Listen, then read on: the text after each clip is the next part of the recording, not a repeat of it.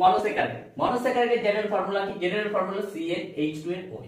ঠিক আছে, এবার যদি আমরা গ্লুকোজ বলি, ঠিক আছে, গ্লুকোজ ভালো করে, গ্লুকোজের এখানে n কি মানে n হলো নাম্বার অফ কার্বন, n কি নাম্বার অফ কার্বন, আর গ্লুকোজের নাম্বার অফ কার্বন কত? নাম্বার অফ কার্বন হলো 6, সঠিক, ঠিক আছে, অর্থাৎ হেক্সোস, ঠিক আছে। তাহলে গ্লুকোজের ফর্মুলা কি চলে আসবে আমাদের? তাহলে C6H কত হবে?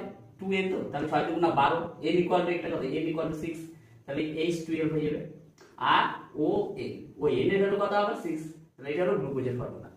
আর রাইবোজের কথা যদি বলো তোমরা, রাইবোজ, ঠিক আছে, রাইবোজ হবে নাম্বার অফ কার্বন হবে কত? 5, ঠিক আছে। তাহলে রাইবোজের জেনারেল ফর্মুলা কি হবে তাহলে? C5, দেখো বলো, H2n, 2n অর্থাৎ 5 × 10 ও 5। কিন্তু ডিঅক্সিরাইবোজের কথা যদি বলো, ডিঅক্সিরাইবোজ, দেখো এখানে একটু আলাদা হয়ে যাবে কিন্তু।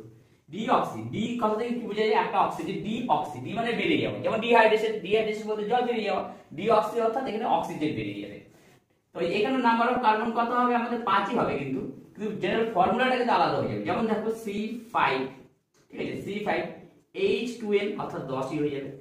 O5 হওয়া উচিত, কিন্তু যেহেতু এখানে একটা অক্সিজেন বেরিয়ে গেছে তাহলে O4 হবে।